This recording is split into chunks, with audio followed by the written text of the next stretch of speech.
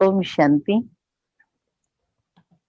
આજનો દિવસ એ ખરેખર ખૂબ જ અનુભૂતિ કરવાનો દિવસ છે અને સમયની બલિહારી કહીએ કે આટલે દૂર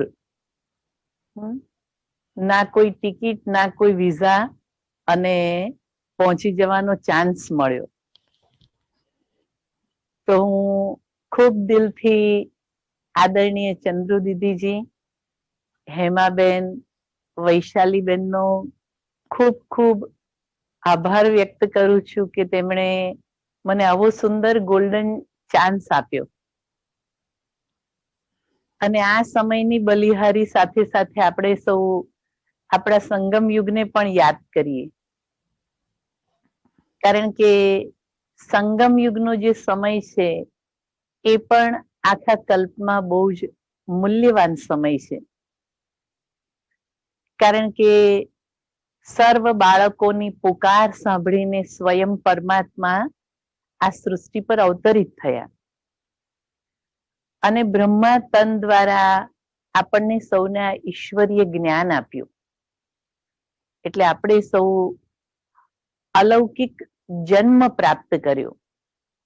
તો બ્રહ્મા બાબા આપણા અલૌકિક પિતા અને આપણે સૌ અલૌકિક બાળકો. પરમાત્માએ આપણને આત્માની પણ સ્મૃતિ અપાવી અને એની સાથે સાથે બહુ સુંદર રીતે સમજ આપી કે આપણે જ આવનારી નવી દુનિયાના દેવી દેવતા છીએ. એટલે જેવી એ સ્મૃતિ મળી એની સાથે જ આપણો નિશ્ચય પાક્કો થઈ ગયો અને એ નિશ્ચય પાકા થતાની સાથે જ અંદરમાં એક આપણા પાર્ટમાં આપણને વિશ્વાસ આવતો ગયો અને જેમ જેમ વિશ્વાસ દ્રઢ થતો ગયો એમ એમ આપણો પુરુષાર્થ પણ પાવરફુલ થતો ગયો. તો આ અલૌકિક જન્મની અંદર આપણે શિવ બાબાએ આપણને જે કહ્યું તે કરવાનું છે. એટલે કે પરમાત્માએ આપણને જે સ્મૃતિ આપી એ પ્રમાણે આપણે કરવાનું છે. અને બ્રહ્મા બાબા જે આપણા અલૌકિક પિતા છે એમણે જે કર્યું એ કરવાનું છે. એટલે કે આ પરિવર્તનના માર્ગ પર આપણને બહુ સુંદર રીતે બ્રહ્મા બાબાનું એક્ઝામ્પલ પ્રાપ્ત થયેલું છે. એટલે આપણે ખાલી એમના કદમ પર કદમ મૂકવાનું છે અને તો આપણો પુરુષાર્થ ખૂબ સહજ રીતે આગળ વધી શકે. હવે જેમ બ્રહ્મા બાબાના તનમાં શિવ બાબાએ પ્રવેશ કર્યો અને બ્રહ્મા બાબાને સ્મૃતિ આવી એકદમ જ સાક્ષાત્કાર દ્વારા એમને બધું સ્પષ્ટ દેખાયું કે હું ભવિષ્યમાં શ્રી કૃષ્ણ બનવાનું છું. અને એ સ્મૃતિની સાથે જ એમણે પોતાનું બધું જ ટ્રસ્ટી બનીને યજ્ઞને સોંપી દીધું અને પુરુષાર્થ કર્યો. એવું નહીં કે બ્રહ્મા બાબાના તનમાં શિવ બાબા હતા એટલે શિવ બાબાએ કંઈ પુરુષાર્થ નતો કરવાનો એવું નહીં, પણ બ્રહ્મા બાબાએ આત્મિક સ્મૃતિનો, પરમાત્માની યાદનો ખૂબ પુરુષાર્થ કર્યો. બેસીને લખતા રહ્યા હું એક આત્મા છું. જશોદા એટલે કે એમના લૌકિક પત્ની આત્મા છે. જે પણ આજુબાજુ જોયા બધાને આત્મા છે, આત્મા છે. એનો ખૂબ ગહેરો અભ્યાસ કર્યો અને અભ્યાસ કરીને એમણે નંબર 1 પ્રાપ્ત કરી લીધો. તો આ જે આપણો અલૌકિક જન્મ છે જેને દ્વિજ બ્રાહ્મણ જન્મ કહેવાય છે. એક જન્મ તો આપણે લૌકિક પરિવારમાં પ્રાપ્ત કરી જ લીધો અને લૌકિક પરિવારમાં તો આપણે જ્યારે જન્મ લઈએ તો પછી એ પરિવારનું જે પણ રીતે રહેન સહેન હોય એમાં આપણે ગોઠવાઈ જતા હોઈએ છીએ. હવે આ જે અલૌકિક જન્મ છે એ આપણને આ જ્ઞાન દ્વારા પ્રાપ્ત થાય છે. એટલે એ જે પરિવર્તનની પ્રોસેસ છે એમાં આપણે ખૂબ જ નિશ્ચય બુદ્ધિ બનીને આગળ વધવાનું છે. જેમ ગુજરાતીમાં કહેવાય છે કે આપે બધાએ કદાચ સાંભળ્યું પણ હશે કે ગુજરાતીમાં એક કહેવત છે કે હરિનો માર્ગ છે સુરાનો, નહીં કાયરનું કામ જો. પ્રથમ પહેલું મસ્તક મૂકી વળતી લેજો નામ. એટલે કે પરમાત્માના માર્ગ પર, સત્યના માર્ગ પર આગળ વધવા માટે ખૂબ હિંમત જોઈએ. અને માતે કીધું કે પહેલા મસ્તક મૂકો. હવે મસ્તકની અંદર આપણે જોઈ જ શકીએ છીએ કે જે આપણી મુખ્ય બધી જ કર્મેન્દ્રિયો છે એ ચહેરામાં આવી જતી હોય છે. તો પરમાત્મા પણ આપણને એ સ્મૃતિ અપાવે છે કે તમે બધાની વચમાં રહેવા છતાં તમારી બધી જવાબદારીઓને સંભાળતા સંભાળતા જીવનમાં અલૌકિકતાના ભાવને, અલૌકિક વ્યવહારને ધારણ કરો. એટલે કે આપણે આપણા ચહેરાની અંદર જે પણ છે, આંખ, કાન, મુખ, આપણા સંકલ્પો, આ બધાનું જ આપણે પરિવર્તન કરવાનું છે. અને એના માટે હિંમત પણ જોઈએ. આપણે લોક લાજથી ઉપર ઉઠી અને હિંમતથી આગળ વધવાનું છે. કારણ કે નહીં તો બધાની વચમાં આપણે હઈશું એટલે બધા એવું કહેશે કે આપણે પહેલા તો આ રીતે જીવતા હતા ને હવે કેમ આમ. પણ આપણને અંદરમાં સ્મૃતિ પાકી થઈ ગઈ છે. પરમાત્માએ આપણને સત્ય જ્ઞાન આપી દીધું છે. તો હવે આપણે અંદર સ્ટેપ બાય સ્ટેપ પરિવર્તન કરવાનું છે. અને જો એ આપણે હિંમતપૂર્વક કરતા જઈશું તો એની અનેક ગણા પ્રાપ્તિ થશે. જેમ કહેવાય છે ને, હિંમતનું એક કદમ ઉઠાઈએ તો પરમાત્મા અનેક કદમ સાથ આપે છે. પણ પહેલા આપણું એક કદમ જરૂરી છે. તો આપણા ચહેરાની અંદર જે જે મુખ્ય કર્મેન્દ્રિય છે, તો એક એકનું આપણે પરિવર્તન કરતા જવાનું છે. તો સૌથી પહેલા આપણે જોઈશું કે દ્રષ્ટિ. આંખો દ્વારા આપણે જે પણ વસ્તુ જોઈએ એટલે તરત આપણી અંદર એના વિચારો ચાલવાના શરૂ થઈ જાય છે. આપણે જોયું હશે કે આપણે જ્યારે મંદિરમાં જઈએ અને એક દેવી દેવતાની મૂર્તિ જોઈશું તો આપણા ભાવ એકદમ અંદરથી દિવ્ય આવવા માંડે છે. અને એ જ આંખોથી જ્યારે આપણે કોઈ ફિલ્મના દ્રશ્યો જોઈએ તો એ દ્રશ્ય જોઈને વૃત્તિ પણ એ તરફ જતી રહેતી હોય છે. એટલે કે કહેવાય છે કે દ્રષ્ટિને પરિવર્તન કરો, આત્મિક દ્રષ્ટિ બનાવો. એટલે કે હું પોતે પણ એક આત્મા છું અને મારી આસપાસ જે છે બધા જ એક આત્મા છે. અને દરેક આત્મા પોતપોતાનો પાર્ટ ભજવી રહી છે. તો જ્યારે અંદરમાં એ સ્મૃતિ રહેશે, એ આત્મિક ભાવ રહેશે, તો દરેકમાં વિશેષતા જોતા જઈશું આપણે. કારણ કે દરેકમાં કોઈ ને કોઈ વિશેષતા તો છે જ. બાબા એટલે તો કે છે કે મારું લાસ્ટ નંબરના બાળક પણ ખૂબ વિશેષ છે. એટલે દરેકમાં વિશેષતા છે.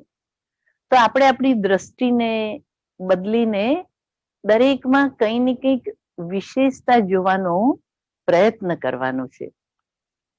જેમ કહેવાય છે કે દત્તાત્રેયનું એક્ઝામ્પલ, કે દત્તાત્રેય પોતે 24 ગુરુ કર્યા હતા. એટલે કે દરેક જીવ જંતુ કંઈ પણ જોવે તો દરેકમાંથી કંઈક એક ગુણ જ ઉઠાવે અને એના દ્વારા એ કોઈ ને કોઈ પાઠ શીખી અને આગળ વધે. બાબાએ આપણને પણ અનેક પ્રકારનું જ્ઞાન આપ્યું છે. બસ હવે એ જ્ઞાનને આપણે અંદરમાં રિયલાઇઝ કરતા જવાનું છે. અને એના માટે આપણે આપણી દ્રષ્ટિ દ્વારા ક્યાંક આપણે કોઈ સ્ટેરકેસ સીડીમાં આગળ વધતા હોઈએ, સીડી ચડતા હોઈએ તો આપણે અંદરમાં યાદ કરવાનું કે બાબાએ મને સીડીનું જ્ઞાન આપી દીધું કે કેવી રીતના આપણે 84 જન્મની સીડી ચડીએ છીએ, ઉતરીએ છીએ. આપણે લિફ્ટમાં ક્યાંક જતા હોઈએ તો યાદ કરવાનું કે બાબાએ સંગમ પર આવી અને મને લિફ્ટ આપી દીધી. 1 સેકન્ડમાં મુક્તિ, જીવન મુક્તિનો અનુભવ કરાવી દીધો. તો મારે એ લિફ્ટ દ્વારા પોતાને પણ એકદમ ઉપર ઉઠાવવાના છે.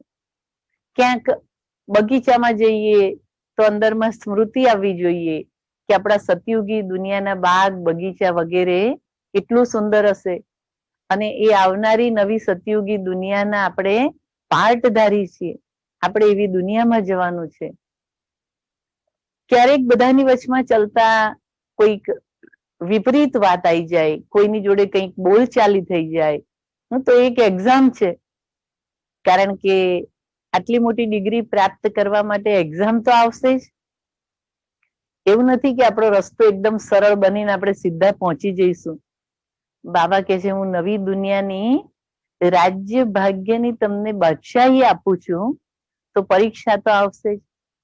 તો એ વખતે આપણે પરીક્ષામાં બાબાના સાથના અનુભવ દ્વારા આગળ વધવાનું છે.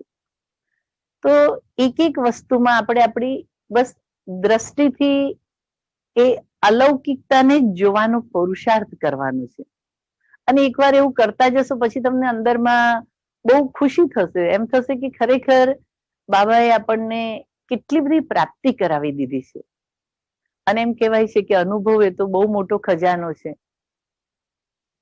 અને એકવાર એને આપણે અંદરમાં જીવનમાં અનુભવી લઈએ તો પછી આપણા માટે ચાલવું બહુ સહેજ બની જાય છે.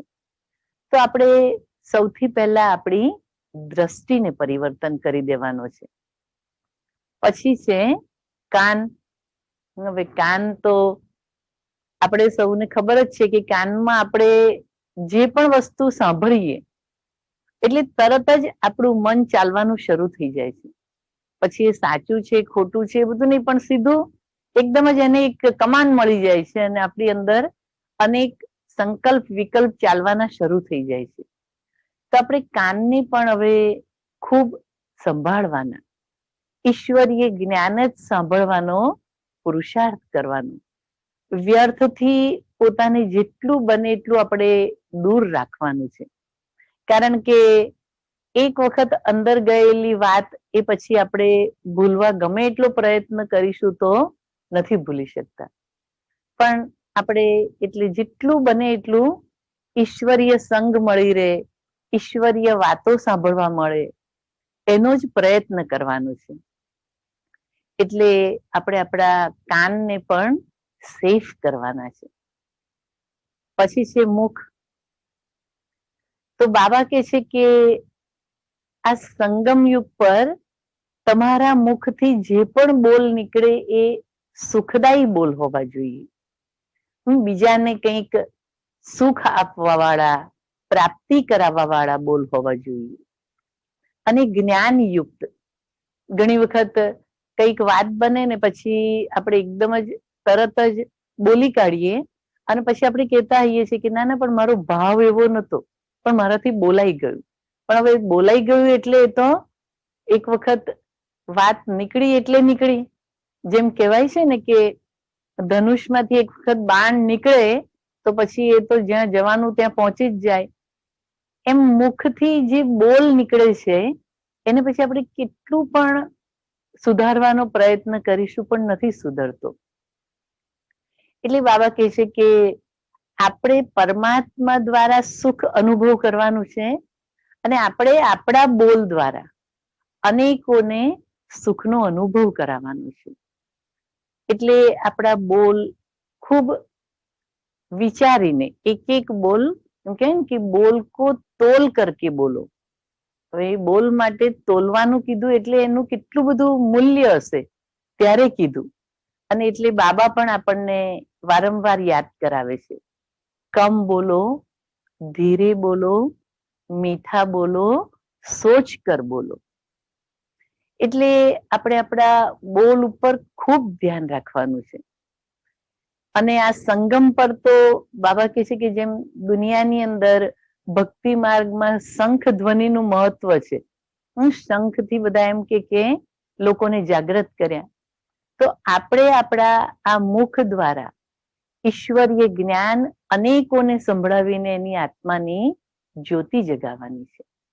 એટલે આપણે આપણા એક એક બોલ, અને બાબાએ તો કેટલો બધો ખજાનો આપણને આપી દીધો છે, તો એ ઈશ્વરીય ખજાના, ઈશ્વરીય જ્ઞાન યુક્ત વાતો દ્વારા દરેકને પ્રેરણા આપવાની છે. પછી છે સંકલ્પ.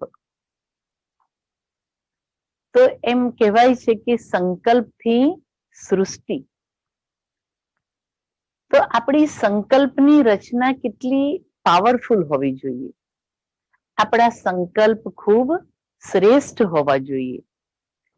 અત્યાર સુધી તો આપણે કંઈ પણ થતું હતું તો એકદમ આપણે એમ વિચારીએ કે આ મારાથી આમ જ થાય છે, હું તો આ કરી જ ના શકું, મારાથી તો આ પોસિબલ જ નથી. હવે જ્યારે આપણે એવા નેગેટિવ થોટ્સ આપણે અંદર આપીશું તો આપણું મન એ તો બહુ પાવરફુલ છે. તમે જે સંકલ્પ આપો એને તરત લઈ લે. હવે અત્યાર સુધી તો આપણને ખબર નથી, પણ આ અલૌકિક જન્મમાં તો પરમાત્માએ આવીને આપણને સમજ આપી કે સંકલ્પથી તમે જે પણ રચવા માટે ઈચ્છતા હોય એ રચી શકો છો. આખી સૃષ્ટિ સંકલ્પથી રચી શકો છો. તો આપણે આપણા શ્રેષ્ઠ સંકલ્પ, પાવરફુલ સંકલ્પ દ્વારા આપણી આસપાસનું જે વાતાવરણ છે એને પણ પરિવર્તન કરી શકતા હોઈએ છીએ.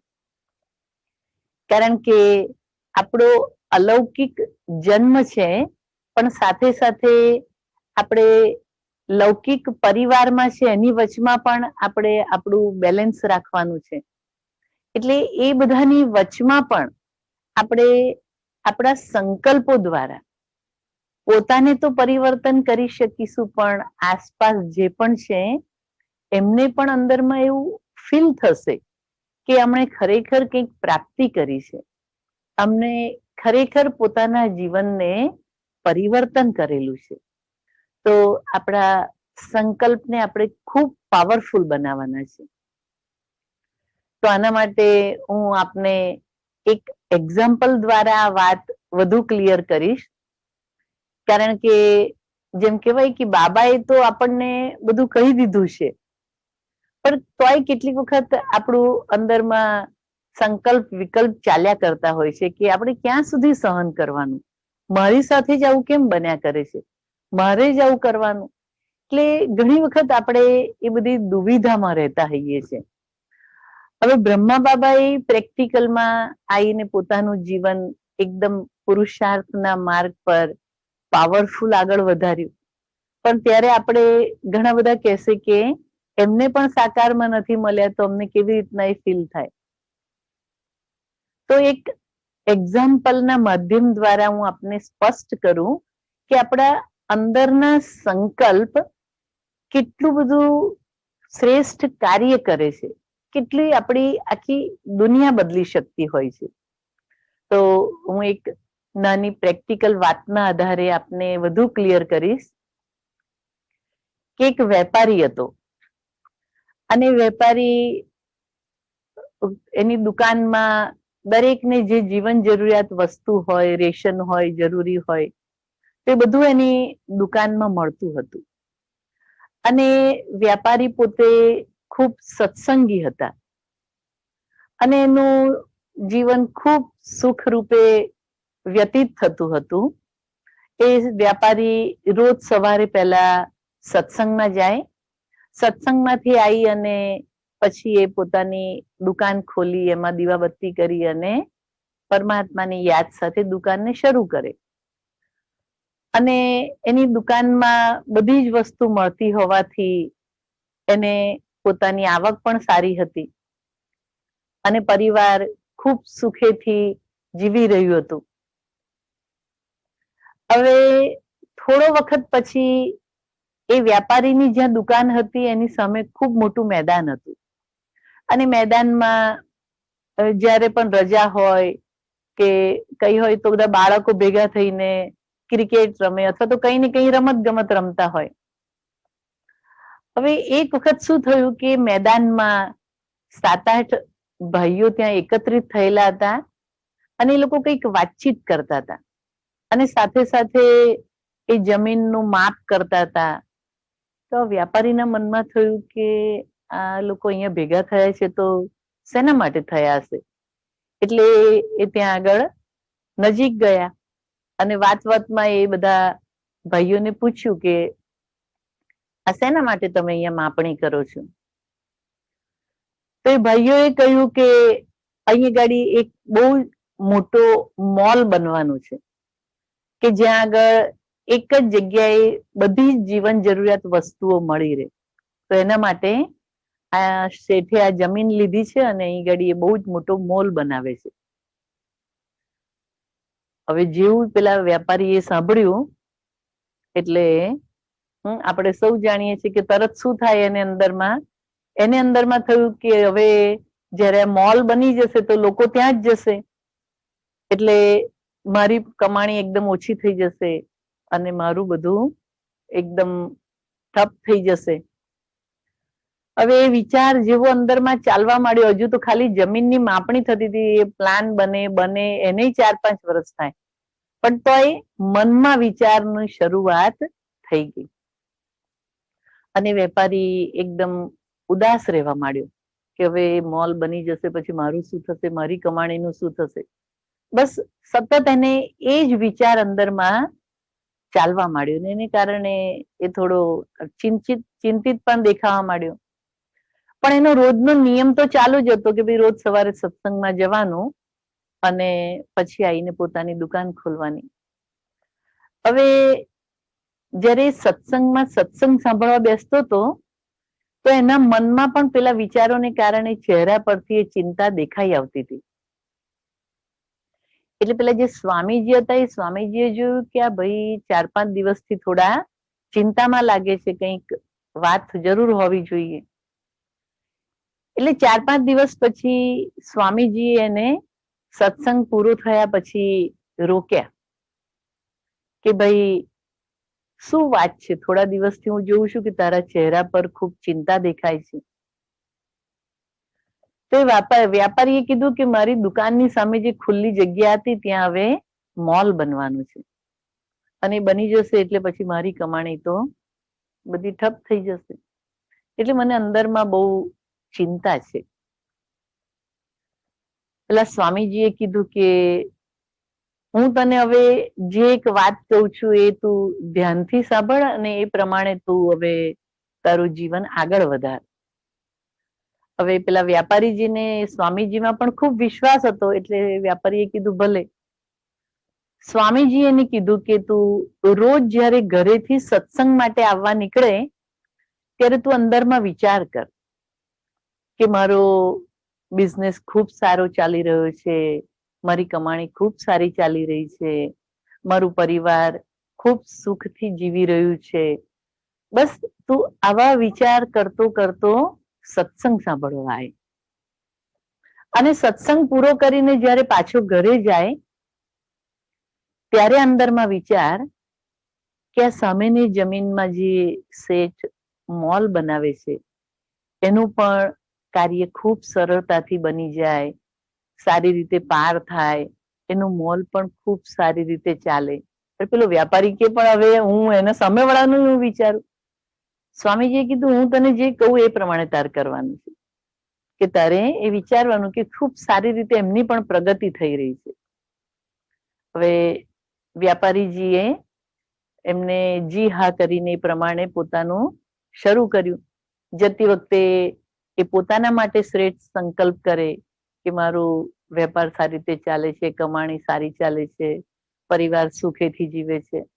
અને પાછા આવતા જેમ કીધું એમ પેલા શેઠ માટે વિચારે કે એમનું કામ પણ ખૂબ સરળતાથી આગળ વધી રહ્યું છે, મોલ ખૂબ સુંદર બની રહ્યો છે, મોલ ખૂબ સુંદર રીતે વિકાસ કરી રહ્યો છે, એમ વિચાર એને કરવા માંડ્યા. એટલે રોજ હવે એ રીતે એ વિચાર કરી અને એના દિવસ એક એક પસાર થવા માંડ્યા.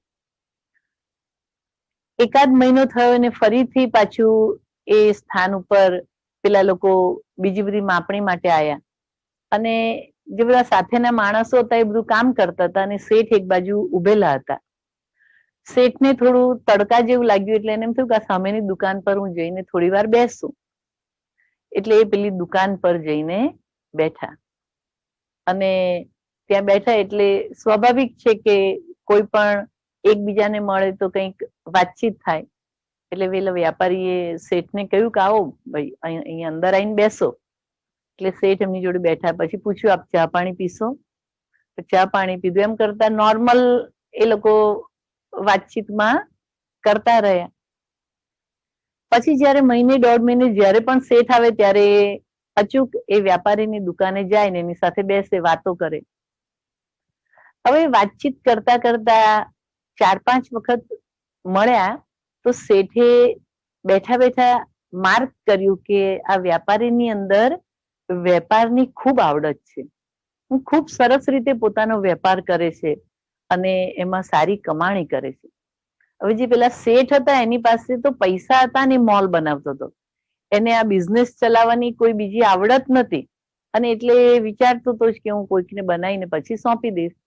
એને એમ થયું કે વ્યાપારીમાં બહુ આવડત છે તો હું વ્યાપારીને પૂછી લઉં કે મારો પાર્ટનર બનશે. તો એકવાર એ જયારે વ્યાપારીને મળ્યો તો એને વાતમાં પૂછ્યું કે ભાઈ હું આટલું મોટું મોલ બનાવું છું પણ મારામાં કંઈક વેપારની આવડત નથી. તારે એમાં કશું રોકાણ નથી કરવાનું પણ તું મારો પાર્ટનર બનીશ? હવે જેવું એને સાંભળ્યું તો એ વ્યાપારી તો અંદરમાં એકદમ ખુશીમાં ગદગદ થઈ ગયો. એને એમ એમ થયું કે આ હું સાચું સાંભળું છું કે મારું સ્વપ્ન છે. એટલો બધો ખુશ થઈ ગયો અને દિલ તો અંદરથી હા કહેવાનું જ. પછી વ્યાપારીએ કીધું શેઠને કે ભલે આપ કહો તો હું એમાં આપનો ભાગીદાર બનવા તૈયાર છું. એટલે શેઠ ખુશ થઈ ગયો કે મારે ક્યાંય શોધવા ના જવું પડ્યું ને મને તો આટલો સુંદર પાર્ટનર મળી ગયો. હવે ધીરે ધીરે મોલ તૈયાર પણ થઈ ગયો અને પેલા વ્યાપારીને તો ત્યાં બેસાડી દીધો. વ્યાપારીને તો એ સ્વામીજીનો જેટલો આભાર માને એટલો ઓછો હતો. હવે સમય વીતતો ગયો, વર્ષ ગયું, 1.5 વર્ષ ગયું. ખૂબ સુંદર રીતે એ મોલનો વિકાસ થયો. શેઠના બાકીના પરિવાર વાળા બધા વિદેશમાં હતા. દીકરાઓએ કીધું કે પિતાજી હવે તમારે ત્યાં રહેવાની શી જરૂર છે, તમે અહીંયા આવી જાઓ અમારી સાથે. એટલે એક દિવસ પેલા શેઠે પેલા વ્યાપારીને કીધું કે ભાઈ હવે મારા દીકરાઓ તો મને વિદેશમાં બોલાવે છે એટલે હું વિદેશ જઉં છું અને આ મોલ તારા નામે કરી દઉં છું. તું સંભાળ અને તું ચલાય.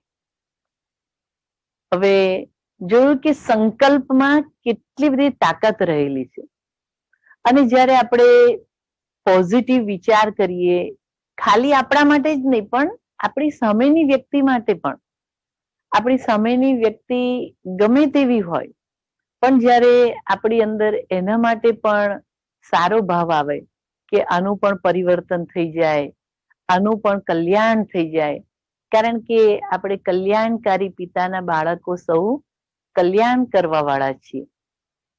તો જ્યારે આપણા સંકલ્પ બદલાય છે તો એનાથી આપણી આસપાસની આખી સૃષ્ટિને આપણે પરિવર્તન કરી શકતા હોઈએ છીએ. તો બાબાએ પણ આપણને કેટલા ઊંચા સ્વમાન આપેલા છે, કેટલા ઊંચા સંકલ્પ આપેલા છે. તો સદૈવ આપણે ખાલી એને યાદ રાખવાના છે અને જો એને યાદ રાખીને એના ઉપર આપણે આગળ વધીશું તો સફળતા તો આપણી છે જ છે. પછી બાબા કહે છે કે ચહેરા અને ચલન દ્વારા સેવા. કારણ કે કહે ને કે અંદરમાં પણ કઈ ખુશી હોય તો આપણા ચહેરાથી તરત દેખાઈ જતી હોય છે. તો આપણને તો સ્વયં પરમાત્મા મળ્યા, આટલો સુંદર ઈશ્વરીય અલૌકિક જન્મ મળ્યો, તો સદૈવ આપણા ચહેરા પર આપણા ચલન દ્વારા ખુશી દેખાવી જોઈએ. જેમ દાદી જાનકીજી વારંવાર કહેતા હતા, કોઈ પૂછે આપ कैसे हो, अरे हम तो सदा खुश हैं, सदा राजी खुशी है.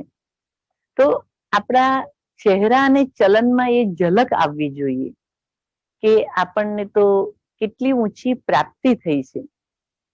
અંદરથી એ રૂહાનિયત ઝલકાવી જોઈએ એક આત્મિક સ્મૃતિ, અને આત્મિક સ્મૃતિ દ્વારા આપણી આખું જ જે આભા મંડળ છે એ પરિવર્તિત થઈ જાય.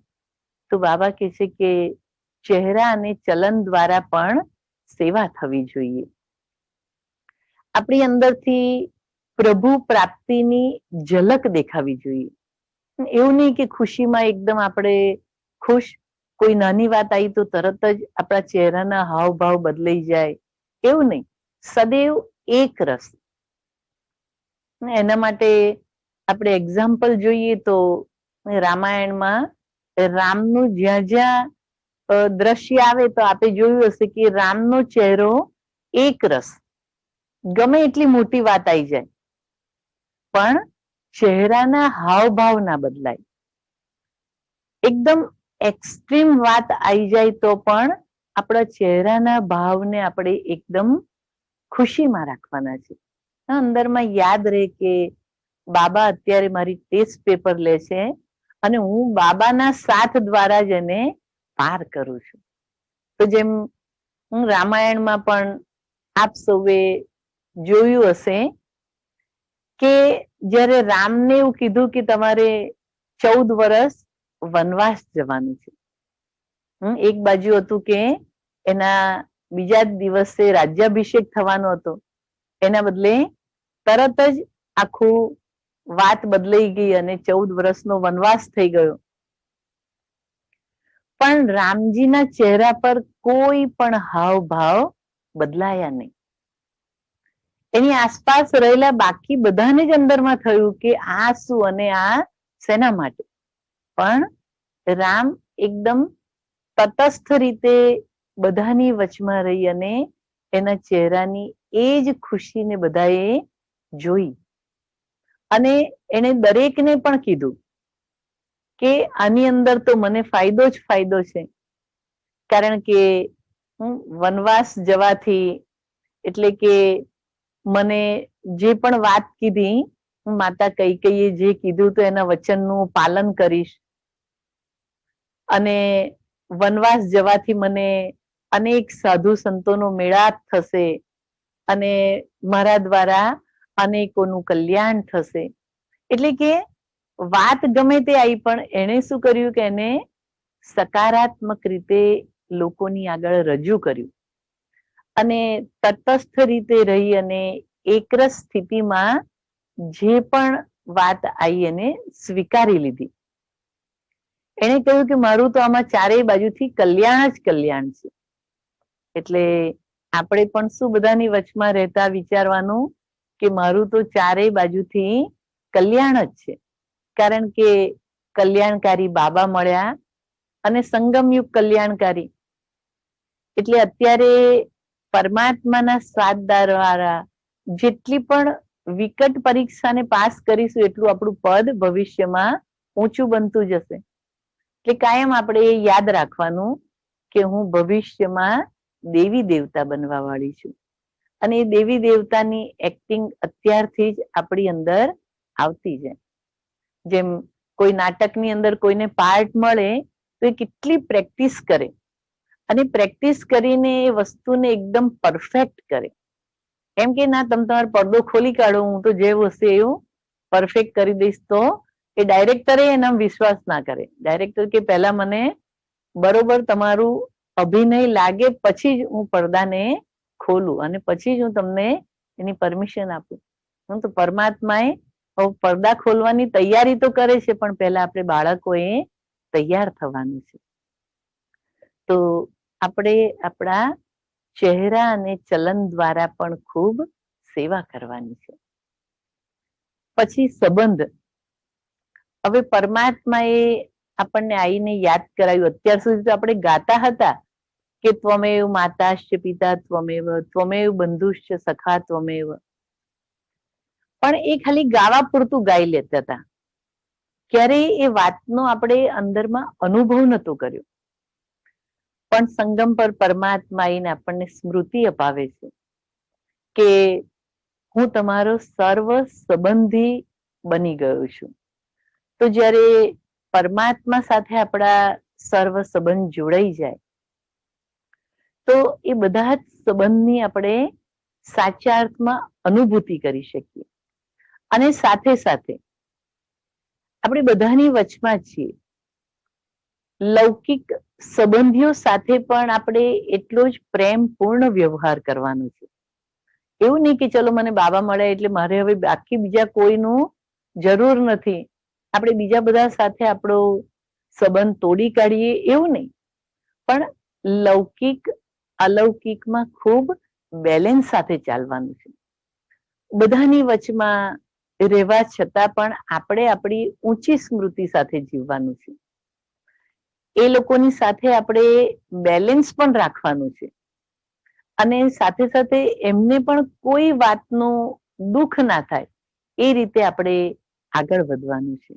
જેમ અત્યાર સુધી આપણે એકબીજા સાથે રહીએ, ક્યાંક પાર્ટીમાં જઈએ, પ્રોગ્રામમાં જઈએ, તો બધા સાથે આપણે જે પણ ખાતા પીતા હોઈએ એ રીતે આપણે બધાની જોડે ભાગ ભજવતા હોઈએ. પણ હવે ખબર પડી, પરમાત્માએ આવીને કીધું કે આપણે ખૂબ સાત્વિક ભોજન લેવાનું છે, પરમાત્માની યાદમાં બનેલું લેવાનું છે. તો આપણે તરત પેલી વાતને હવે બ્રેક મારવાની છે, પણ બ્રેક પણ યુક્તિયુક્ત રીતે. આપણે બધાની સાથે જઈએ તો આપણે એમ નથી કહેવાનું કે હવે હું આ બધું નથી ખાવું મારે, પણ આપણે યુક્તિથી કહેવાનું કે મારે આજે ઉપવાસ છે, મારે આજે ખાલી ફ્રૂટ લેવું છે, મને આજે પેટમાં કંઈક થોડી તકલીફ લાગે છે એટલે મારે કશું બીજું નથી લેવું, જ્યુસ પીવું છે.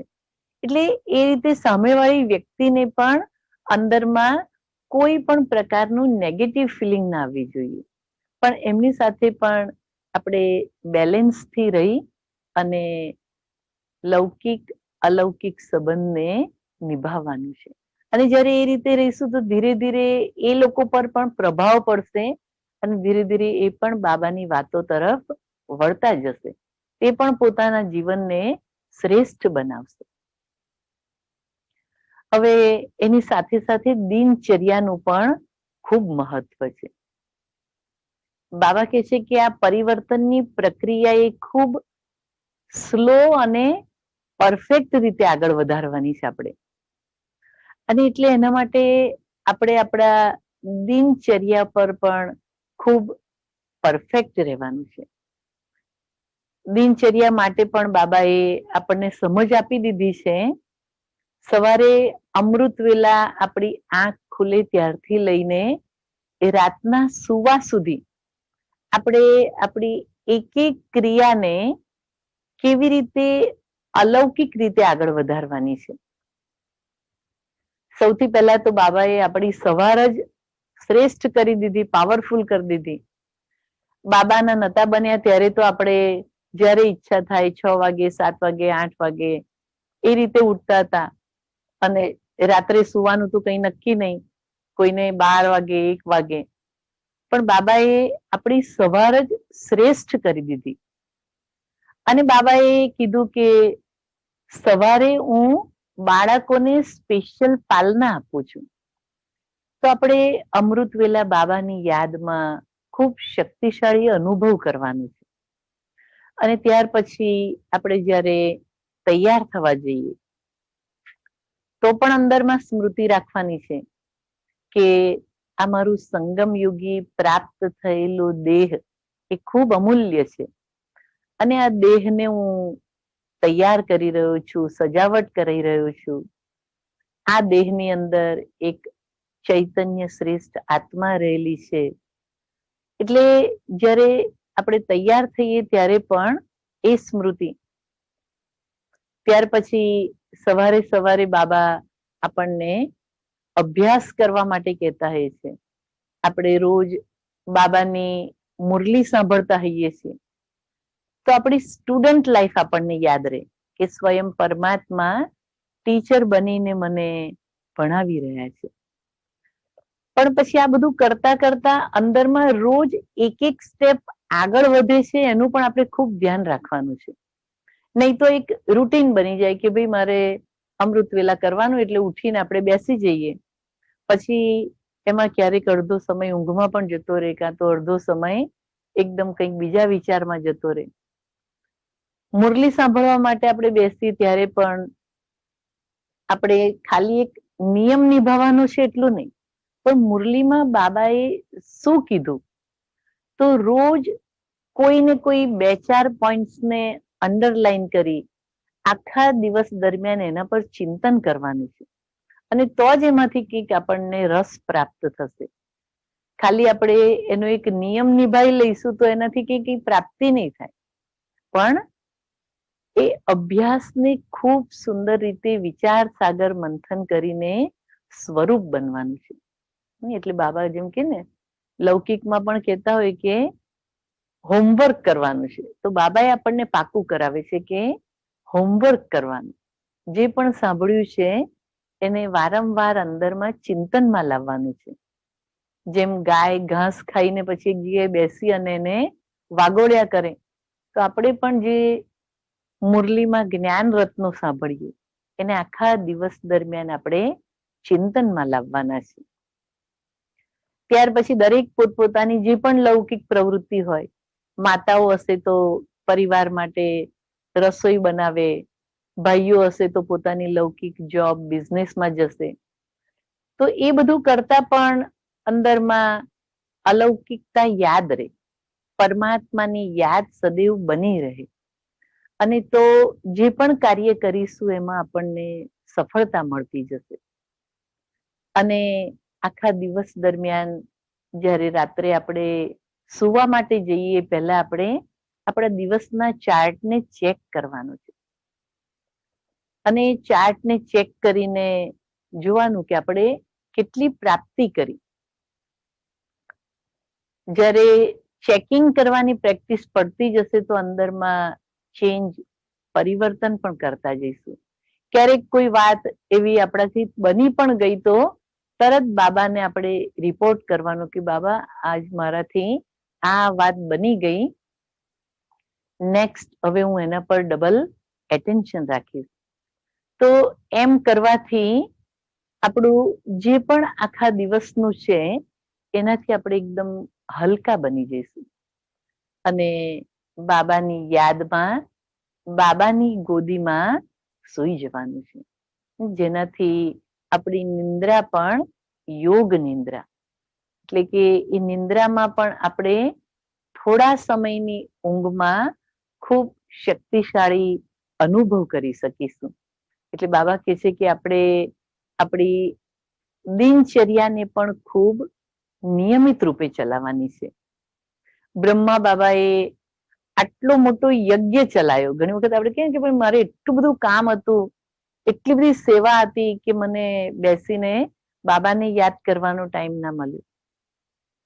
તો આપણી સામે એક્ઝામ્પલ છે કે બાબાએ આટલા મોટા યજ્ઞની જવાબદારી સંભાળી, યજ્ઞના બ્રહ્માવત્સોની પાલના કરી, અને તો પણ બાબાની યાદમાં જે પણ નિયમ બનેલો હતો એ નિયમ પ્રમાણે બાબાએ યાદ કરી. અને એટલે જ કોઈ પણ મોટી વાત આવી ગઈ પણ બાબા એને પાર કરી અને નંબર 1 લઈ શક્યા. જેમ યજ્ઞમાં આપને ખબર હશે કે એક વખત એવો પણ સમય આવ્યો કે આટલા બધા બાળકો અને અંદર ખાવા માટે કંઈ પણ રેશન નહોતું, તો પણ બાબાએ બ્રહ્મા બાબા એકદમ શિવ બાબાની યાદમાં જ રહ્યા, અને બાળકોની જોડે પણ ખૂબ સુંદર રીતે રમણીકતાથી બાબાએ બાળકોને કીધું કે ચલો આજે આપણે પહાડી પર ચાલવા માટે જઈશું, અને ત્યાં વોક પણ કરતા ગયા, અને રસ્તામાં કંઈક કોઈક એવું ફ્રૂટ કે કંઈ પણ મળતું રહ્યું તો એને લીધું.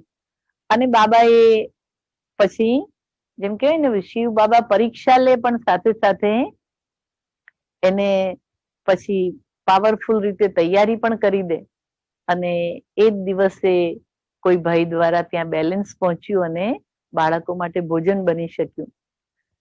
તો કહેવાનો મતલબ કે આપણે બધી જવાબદારી સંભાળવાની સાથે યાદનો પુરુષાર્થ ખૂબ પાવરફુલ કરવાનો છે, કારણ કે આ જન્મમાં જ આપણે યાદ દ્વારા આપણા પદનું તૈયારી કરતા હોઈએ છીએ. જેટલો પુરુષાર્થ કરીશું એટલી પ્રાપ્તિ થઈ શકશે. આપણે અંદરમાં એવું નહીં કે મારી પાસે આટલી કમ્ફર્ટ નથી, આટલી પ્રાપ્તિ નથી તો હું આ નહીં કરી શકું, એમ નહીં. દરેક પરિસ્થિતિમાં આપણે બાબાની યાદ કરવાની વાતને ભૂલવાની નથી.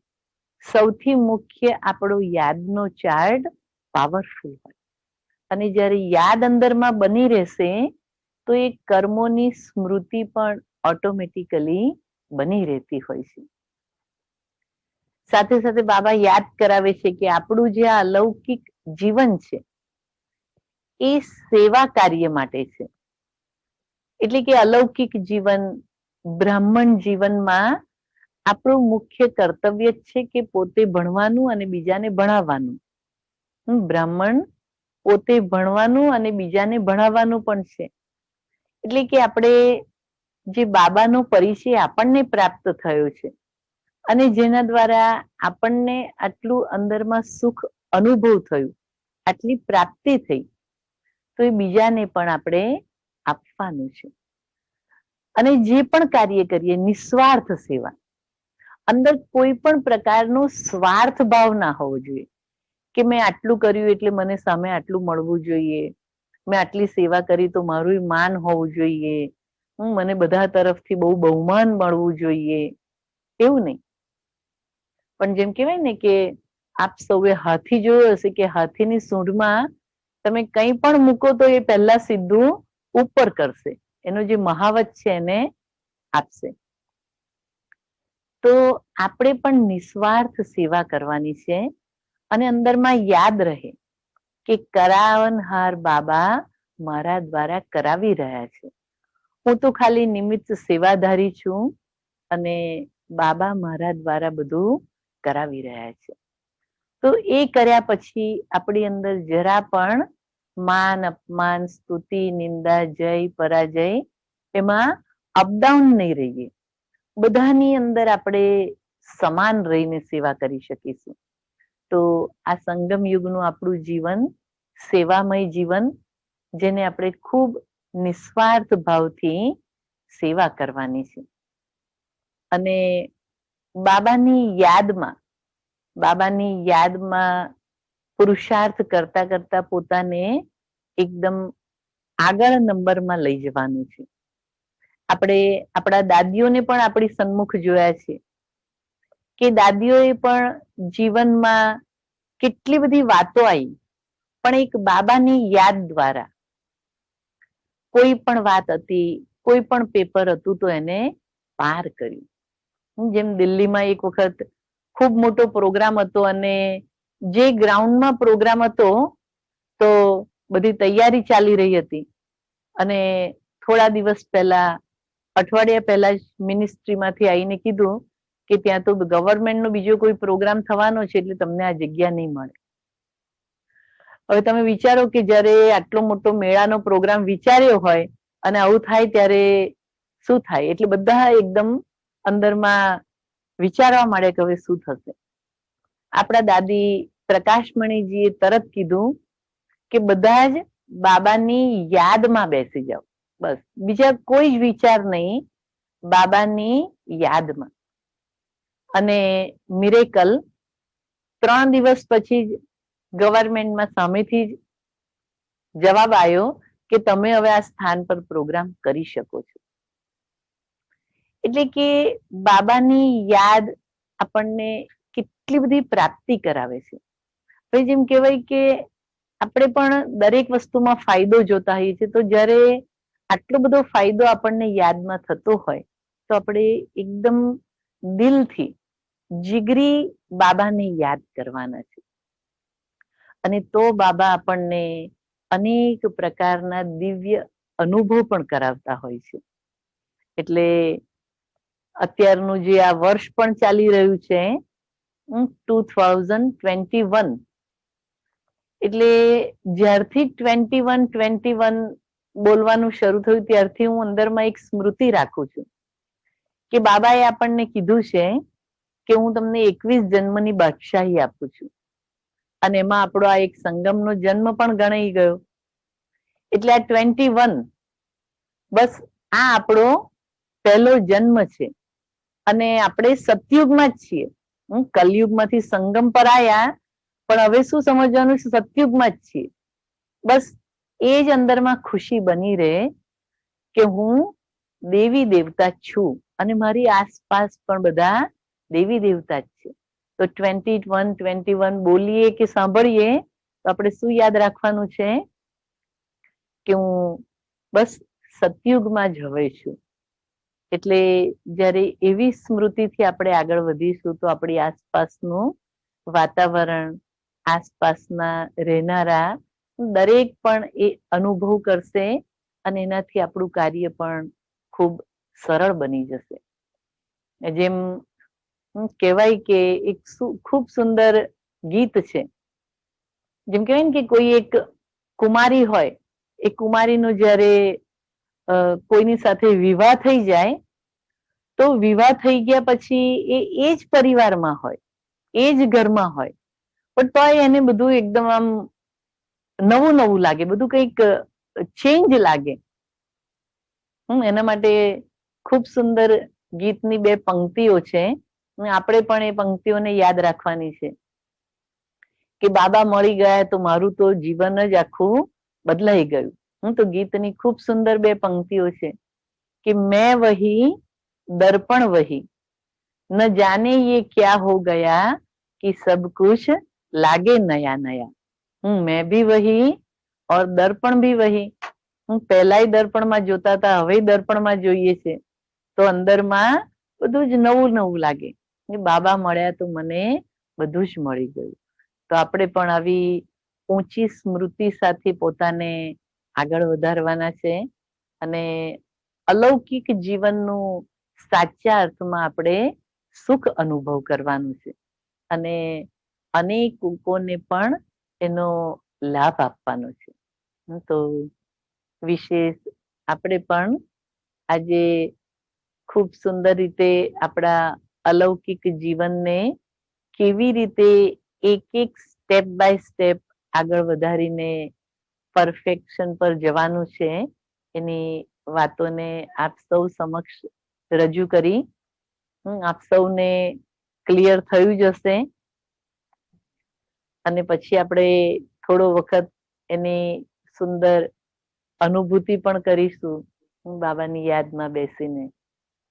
તો હું હવે ઇન્દુબેન, તમે મેડિટેશન કરાવશો કોમેન્ટ્રીથી? હા, કોમેન્ટ્રીથી આપણે થોડો વખત મેડિટેશન કરીએ. હાજી હાજી.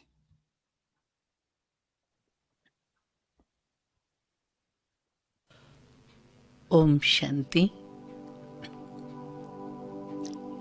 इस देह में विराजमान मस्तक के बीच चमकती हुई मैं एक अनंत शक्तिमान आत्मा हूं।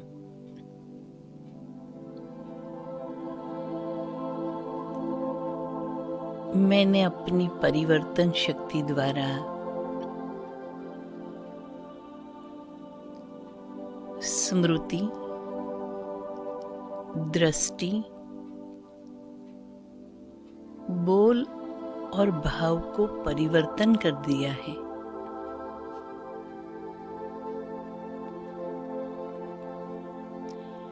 अब देह में रहते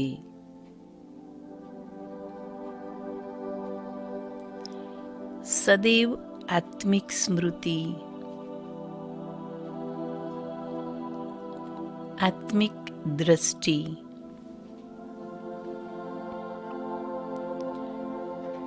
शुद्ध पवित्र श्रेष्ठ वृत्ति,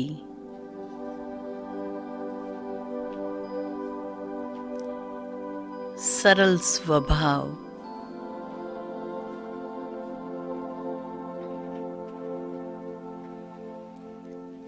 सब बातें सुनते हुए,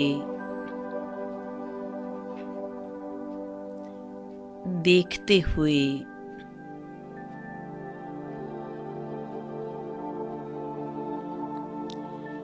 सकारात्मक भाव रहता है।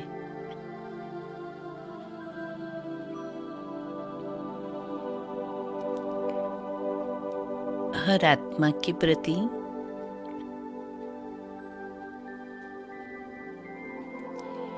कल्याण की भावना,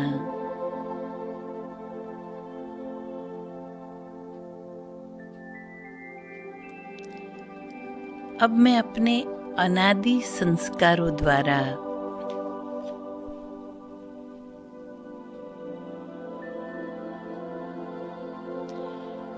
अल्पकाल के संस्कारों को परिवर्तन करती हूँ।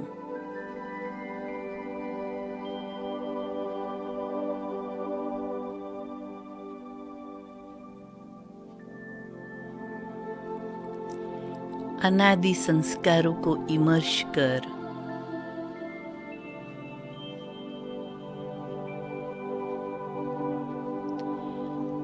हर विघ्न को समाप्त कर देती हूँ।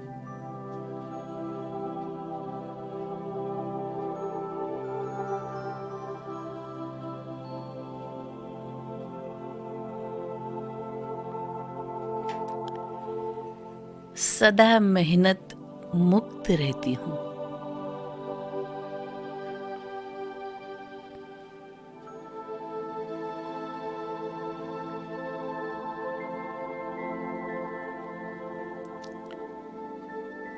बाप के स्नेह की मदद से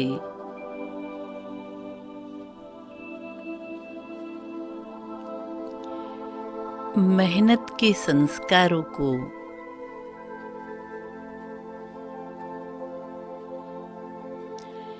युद्ध के संस्कारों को परिवर्तन कर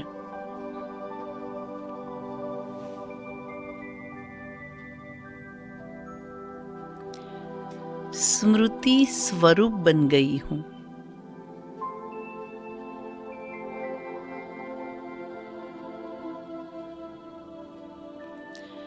स्व की प्रवृत्ति,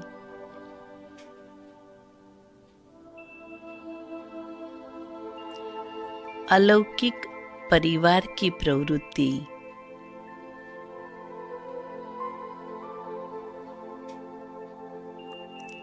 सेवा की प्रवृत्ति,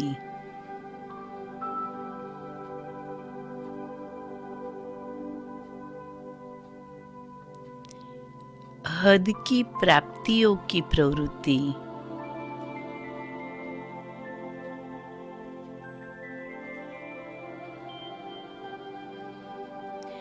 सभी से सदा न्यारा और प्यारा बन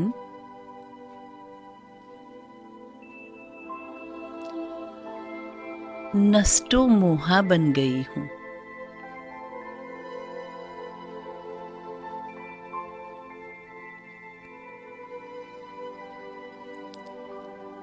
किसी भी लौकिक व्यक्ति वस्तु को देखते हुए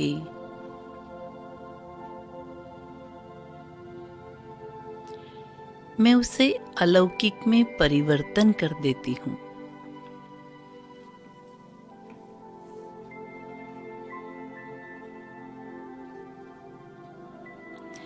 अब संकल्प में भी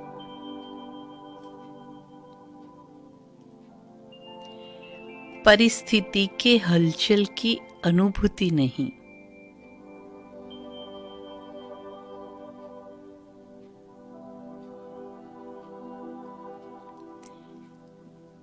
कैसी भी बात आए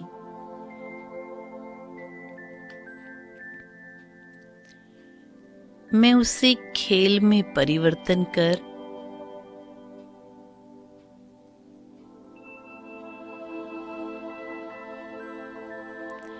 एक खिलाड़ी बन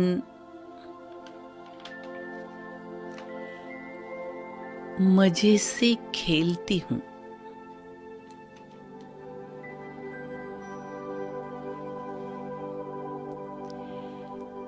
कमजोर आत्मा के साथी बन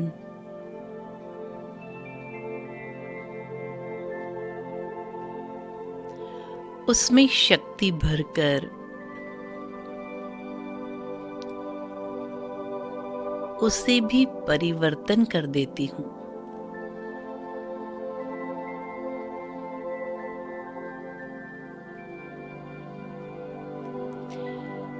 ना उम्मीदवार को भी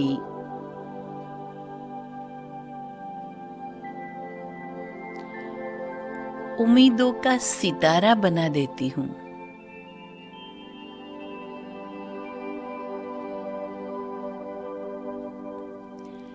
जैसे ब्रह्मा बाप ने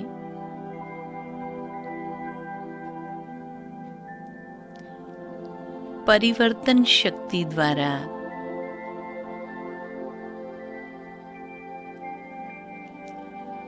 किसी के भी बोल और भाव को परिवर्तन किया,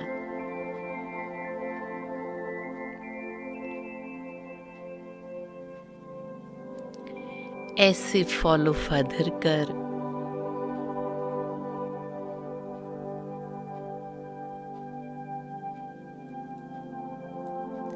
मैं आत्मा भी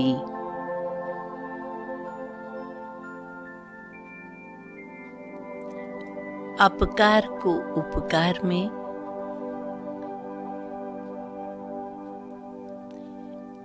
निंदा को स्तुति में,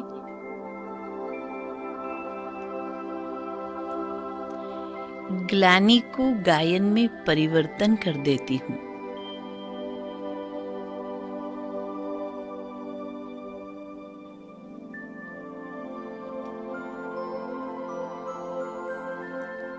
माया के विघ्नों को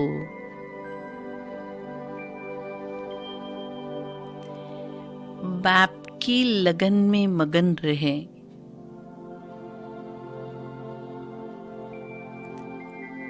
परिवर्तन कर सदा विजयी बनती हूँ।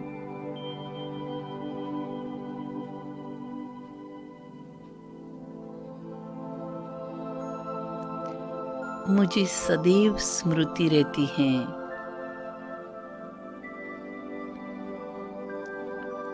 मैं कल्प कल्प की विजयी आत्मा हूँ। विजय मेरा जन्मसिद्ध अधिकार है। ओम शांति शांति शांति।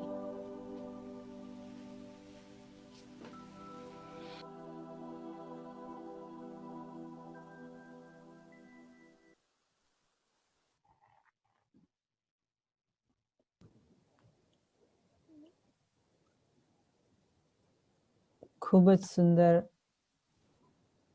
લૌકિકતાને અલૌકિકતામાં પરિવર્તન કરવાનો અનુભવ. અને it was powerful, right? Thank you. It was very powerful.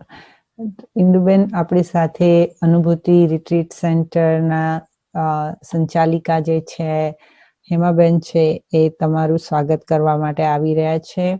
Hemaben આજે પાછલા 40 વર્ષોથી બ્રહ્માકુમારીનો અભ્યાસ કરે છે અને આજે આપણી સાથે ઘણા નવી આત્માઓ પણ જોડાઈ છે, એટલે હું હેમાબેનનો પણ પરિચય આપું છું કે દેશ વિદેશમાં એશિયા, આફ્રિકા, લંડનથી છે એટલે ઓફકોર્સ યુરોપ, અમેરિકાઝમાં પણ ઘણા બધા સ્ટેટ્સમાં જઈને એમણે સેવાઓ આપી છે.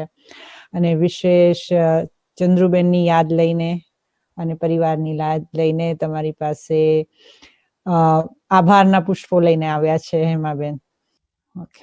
ઓમ શાંતિ. બેન, તમને કયા શબ્દોમાં તાહે દિલથી તમને થેન્ક યુ કહો. તમે કેટલી સરળ ભાષામાં કેટલા સુંદર એક્ઝામ્પલ આપીને બધાને બતાવ્યો. તમારો હાથીનો એક્ઝામ્પલ તો મને બહુ જ ગમી ગયો અને કેટલી સુંદર તમે કહાની બતાવી કે મોલ બની રહ્યો તો અને આપણી મનના આધારે જે થાય છે એ થાય છે. તો થેન્ક યુ સો મચ. અને ફરીથી આવી રીતના આવતા રહેજો. અને બાબાના આની અંદર કાફી નવા બાળકો છે તો એમને પણ ફાયદો આપતા રહેજો. So thank you so much. Om Shanti. Om Shanti.